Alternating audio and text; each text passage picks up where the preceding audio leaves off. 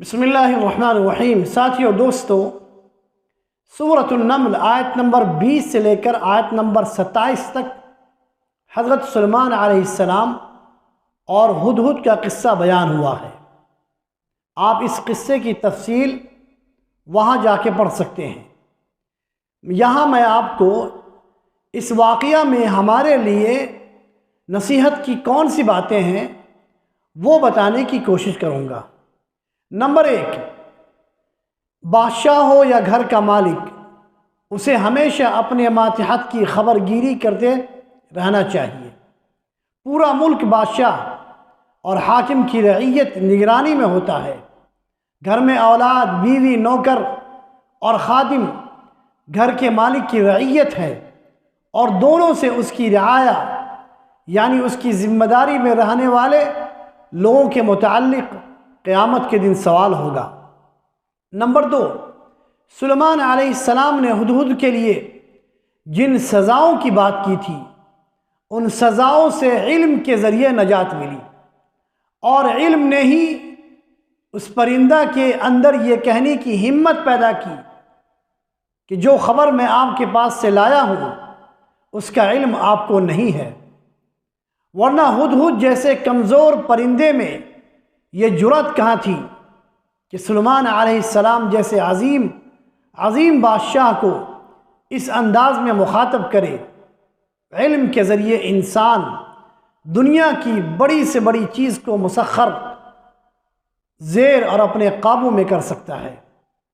Number 3، حکمت اور فائدے کی بات کم علم اور کم مرتبے والے شخص سے بھی لی جا سکتی ہے۔ ایک نبی کے مقابلے میں پرندے کی کیا حیثیت ہے، اس کے باوجود سلیمان علیہ السلام نے ہدہد کی بات کو قبول کیا۔ نمبر 4، اہل شان یعنی جو بڑے لوگ ہوتے ہیں، جو مرتبے والے ہوتے ہیں، ان کے پاس بغیر تحقیق کے کوئی ایسی بات نقل نہ کی جائے جس پر کسی فیصلے یا قانون یا سزا کا دار و مدار ہو۔ ہدہد کے پاس جو خبر تھی وہ سنی سنائی، جھوٹی اور افواہ والی نہ تھی، بلکہ ایک یقینی خبر تھی جس کا بذات خود علم و درایت کے ساتھ ہدہد نے مشاہدہ کیا تھا۔ نمبر 5، اہل شان کی یہ بھی خوبی ہے کہ وہ کسی بھی نقل کی جانے والی بات پر فوراً عمل نہیں کرتے جب تک کہ اس کی تصدیق نہ کر لے۔ نمبر 6، ہدہد پرندے کا یہ کہنا کہ آپ کو اس کی خبر نہیں، اس بات کی دلیل ہے کہ پیغمبروں کے پاس بھی غیب کا علم نہیں ہوتا۔ حالانکہ مقام نبوت ایک عظیم مقام ہے، اس کے باوجود ان پر بہت ساری باتیں مخفی رہ سکتی ہیں۔ اگر سلیمان علیہ السلام کو غیب کا علم ہوتا تو اہل سبا کا شرک ان پر کیسے مخفی رہا، کیسے پوشیدہ رہا؟ اگر غیب کا علم ہوتا تو پھر ہدہد کے بارے میں یہ کیوں پوچھتے کہ وہ کہاں ہے؟ اور اس بات پر شک کرنا بھی کفر ہے کہ اللہ کے سوا بھی کوئی غیب کا علم رکھتا ہے، چہ جائے کہ کوئی اس بات پر ایمان رکھے۔ نمبر 7، ایک پرندے میں بھی اللہ کی وحدانیت کا ایک پرندے میں بھی اللہ کی وحدانیت اور اس کی عبودیت کا احساس موجود ہے۔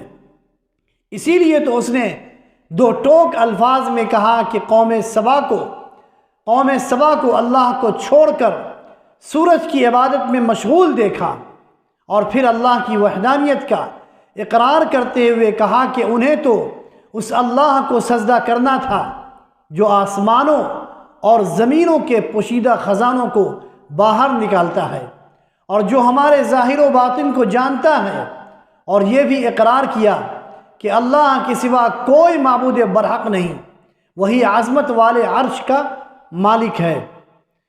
ساتھیو دوستو، اندازہ کیجئے کہ پرندے بھی اللہ کی وحدانیت کا احساس اور شعور رکھتے ہیں، لیکن انسان جسے صرف اللہ کی وحدانیت اور صرف اسی کی بندگی کے لیے پیدا کیا گیا ہے، کس طرح شیطان کے پیچھے لگ کر شرک میں ملوث اور بدعت میں دھسا ہوا ہے، اسے اتنا بھی شعور نہیں کہ سورج، چاند، ستارے، پہاڑ، دریا، سمندر، درخت، پتھر، گائے، بچھڑا اور انسان و جنات سب اللہ کی مخلوق ہیں، اور ان میں سے کوئی بھی بندگی کے لائق نہیں، لائق ہی نہیں۔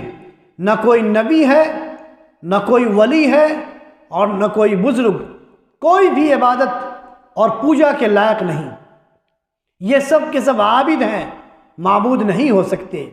وہ کیسا انسان ہے جو اپنے ردائے عزت کو پھینک کر اللہ کی بندگی اور اس کی خصوصیت میں اللہ کی کمزور مخلوق کو شریک کر کے ذلت کے راستے پر چل رہا ہے۔ اللہ سے دعا ہے کہ اللہ ہمیں اللہ کی وحدانیت کو سمجھنے، اچھی طرح سمجھنے اور اسی پر قائم رہنے کی توفیق عطا فرمائے۔ والسلام علیکم ورحمۃ اللہ وبرکاتہ۔